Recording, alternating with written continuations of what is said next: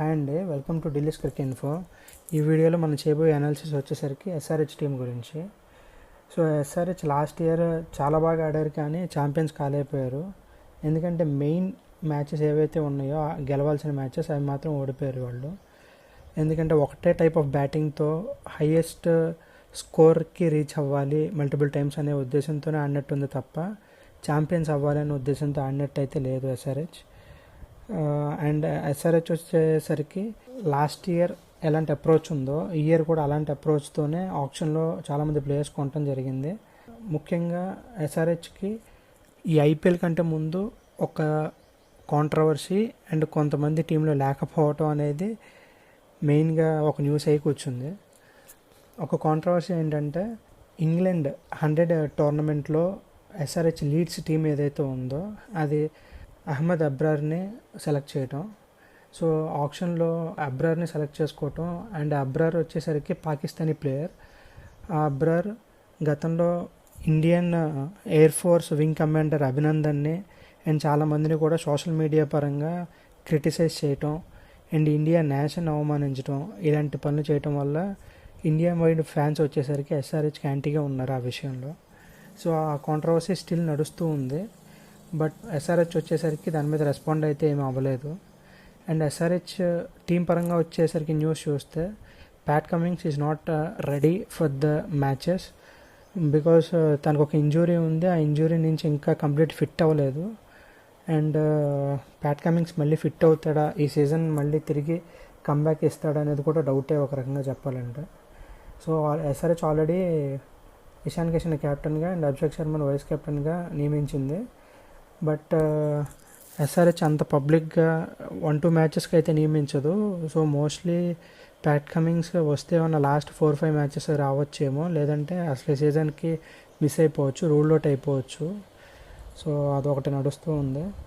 And Jack Edwards hamstring వల్ల తను కూడా ప్రజెంట్ అయితే అందుబాటులో లేడు ఎస్ఆర్హెచ్కి. అండ్ అలాగే ఇంకొక ప్లేయర్ ఇషాన్ మలింగా, తను కూడా అందుబాటులో లేడు ఎస్ఆర్హెచ్కి due to the injury. So ఈ ఇయర్ ఇంజురీ కన్సర్న్స్ అయితే ఎక్కువ ఉన్నాయి. బట్ ఎస్ఆర్హెచ్కి ఆప్షన్లో చాలా యంగ్ టీమ్ అండ్ చాలా యూనిక్ అండ్ న్యూ టాలెంట్ని అయితే పట్టుకుంది.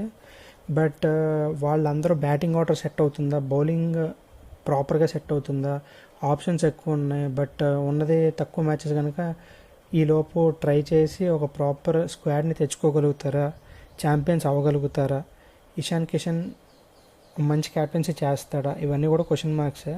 బట్ ఎస్ఆర్హెచ్ వచ్చేసరికి ఈసారి ఆప్షన్లో చూస్తే కనుక చాలా మంచి రోల్ ప్లే చేసిందని చెప్పొచ్చు.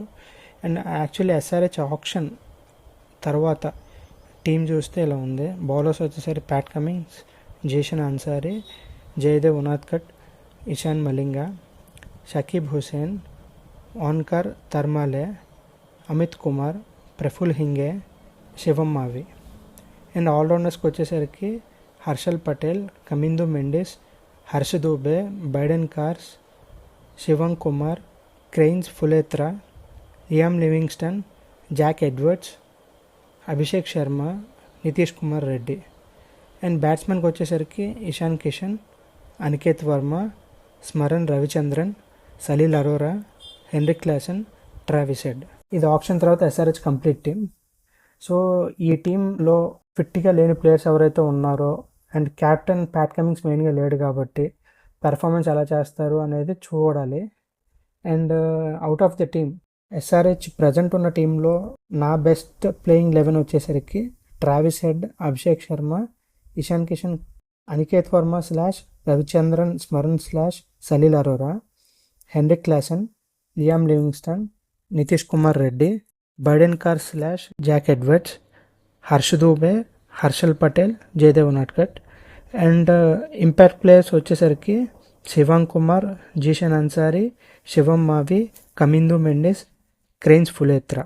సో మనం కోరుకోవాల్సింది అయితే మెయిన్గా ఎస్ఆర్హెచ్ టీం పరంగా ఒకటి కాంట్రవర్సీ అనేది తొలగిపోవాలి. మేనేజ్మెంట్ దాని గురించి కూడా స్పందించాలి.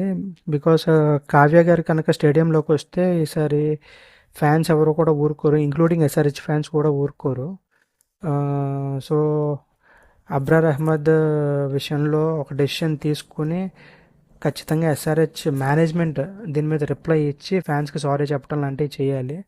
బికాస్ ఇది ఒక నేషనల్ ఇష్యూ లాంటిది కాబట్టి ఖచ్చితంగా అది ఒకటైతే కోరుకుందాం. ఇంకొకటి ప్యాట్ కమింగ్స్ గాయం నుంచి క్లారిటీ వచ్చి త్వరగా తను టీంలో జాయిన్ అవ్వాలని అనుకుందాం. ఇంకొకటి జాక్ ఎడ్వర్డ్స్, తను కూడా ఒక మంచి యంగ్ టాలెంట్. సో తను కూడా ఖచ్చితంగా టీంలోకి రావాలి, ఈసారి బాగా ఆడాలి అని కూడా కోరుకుందాం. సో ఇదండి ఎస్ఆర్హెచ్ గురించి. ఈసారి ఎస్ఆర్హెచ్కి ప్లే ఆఫ్స్ ఛాన్స్ ఉందా అంటే కనుక ఖచ్చితంగా గతంలో కాంట్రవర్సీ లేని టైంలో అయితే కనుక అండ్ ప్యాట్ కమింగ్స్ అందుబాటులో ఉన్నప్పుడైతే కనుక ఖచ్చితంగా ఛాన్స్ అయితే ఉంది. బికాస్ టీం చాలా స్ట్రాంగ్గా ఉంది, పేపర్గానే కాదు ఆన్ ద ఫీల్డ్ కూడా టీం చాలా స్ట్రాంగ్గా ఉంటుంది. బట్ ఎస్ఆర్హెచ్ ఇప్పుడు చూస్తే మెయిన్గా క్యాప్టెన్సీ ప్యాట్ కమింగ్స్ లేడు అండ్ వస్తాడో రాడో తెలియదు. అండ్ కొన్ని బౌలింగ్ బ్యాకప్స్ కానీ foreign players like Jack Edwards కానీ ఇషాన్ మలింగా కానీ అందుబాటులో లేరు కాబట్టి ఎగ్జాక్ట్గా చెప్పలేకపోతున్నాం. కానీ ఎస్ఆర్హెచ్ ప్లే ఆఫ్స్కి అయితే గ్యారంటీగా వెళ్ళగలిగే టీమే, ఛాంపియన్స్ కూడా అవ్వగలిగే టీమే. బట్ వాళ్ళ పెర్ఫార్మెన్స్ బట్టి ఉంటుంది, ఆ టీం కాంబినేషన్స్ ఎలా సెట్ అవుతాయి అండ్ క్యాప్టెన్సీ ఎలా ఉంటుంది అనే దాన్ని బట్టి ఉంటుంది.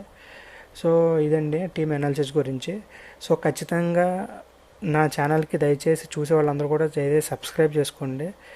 ఇంకా ముందుకెళ్ళే కొంది ఇంకా మంచి మంచి వీడియోస్ చేద్దాం. ఇంకా బెటర్గా అంటే మైక్ ఒకటి తీసుకుని ఇంకా బెటర్గా వాయిస్ వచ్చేలాగా చుట్టూతో డిస్టర్బెన్స్ లేకుండా ఒక మంచి క్వాలిటీ వీడియోస్ అనేవి చేద్దాం.